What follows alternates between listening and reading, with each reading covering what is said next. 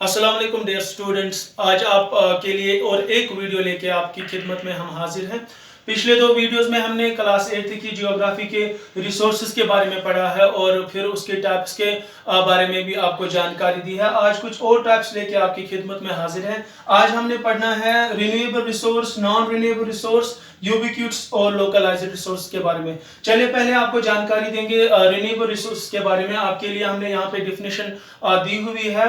These those resources which get renewed or replenished once they are used, like air, water, sunlight. तो renewable resource कुछ ऐसे resources हैं जो हम इस्तेमाल करते हैं, जो हमारी इस्तेमाल में आते हैं, फिर ये कुछ सालों बाद, कुछ टाइम के बाद ये फिर से वापस आते हैं, रिप्लेनिश होते हैं, रिन्यू होते हैं।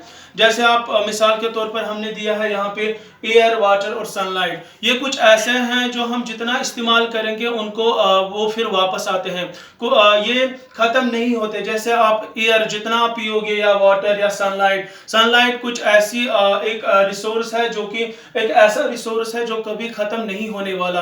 तो ये जितना आप रिसोर्स ये वाले रिसोर्स आप जितना इस्तेमाल करोगे ये ख़त्म नहीं होंगे, ये विद इन टाइम ये वापस आते हैं, ये ख़त्म नहीं होने वाले। इसके बरखिलाफ यहाँ पे एक नॉन रिन्यूएबल रिसोर्स है। इसकी definition, those resources whose stock is limited and takes millions of years to get renewed or replenished। ये कुछ ऐसे रिसोर्सेज हैं जो हम इस्तेमाल करते हैं और वो कुछ समय बाद, कुछ वक्त के बाद ये ख़त्म होंगे। जैसे हमने आपके यहाँ पे आपके समझाने के लिए एग्जांपल दी है फॉसिल फ्यूल्स या पेट्रोलियम। चूंकि इनको हम बहुत सालों से, सदियों से इस्तेमाल करते आए हैं, इनका स्टॉक जो है वो लिमिटेड होता है और जो हम इनको इस्तेमाल करेंगे फ्यूचर में तो ये वहाँ पे एक खदशा है कि ये जो कम्प्लीटली यहाँ पे जो है गायब हो जाएंगे।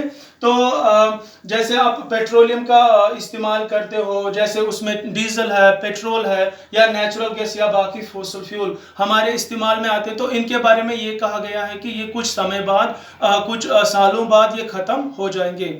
इसके बाद थर्ड हमारा यहाँ पे यूबिक्यूट्स रिसोर्स।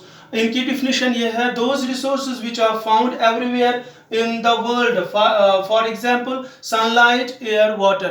यूबिक्यूटस वो होते हैं वो रिसोर्सेज जो हर जगह पाए जाते हैं, जो दुनिया में आप कहीं भी देख सकते हो। जैसे आपको एग्जांपल के द्वारा आपको समझाएंगे, सनलाइट ये यहाँ पे भी है, ये इंडिया में भी है, ये कहीं और ये बाकी फॉरेन कंट्रीज में भी है, हर जगह सनलाइट पाई जाती है। या वाटर या एयर, हर कोई इंसान, दुनिया का कोई भी इंसान पानी तो पीता ही है, हवा जो है वो खाता ही है, तो हर जगह वो पाए जाने वाले रिसोर्सेज जो इस धरती पे हर जगह पाए जाते हैं उनको यूबिक्यूटस रिसोर्स कहते हैं। इसके बाद हमारा और एक टाइप आता है लोकलाइज्ड। ये नाम से ही पता चलता है ये वो रिसोर्सेज है which are found in certain areas और प्लेसेस।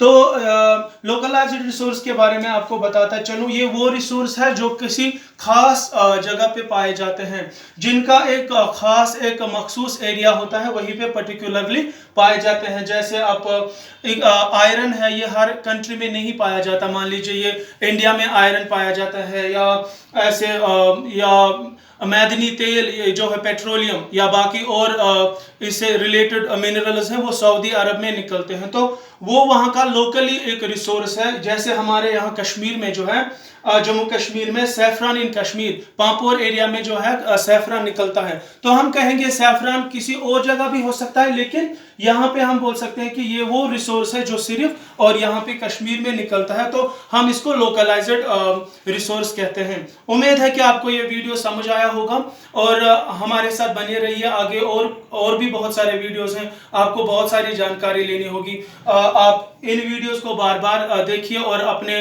दोस्तों में शेयर करिए ताकि वो भी इससे मुस्तफीद हों। और थैंक यू।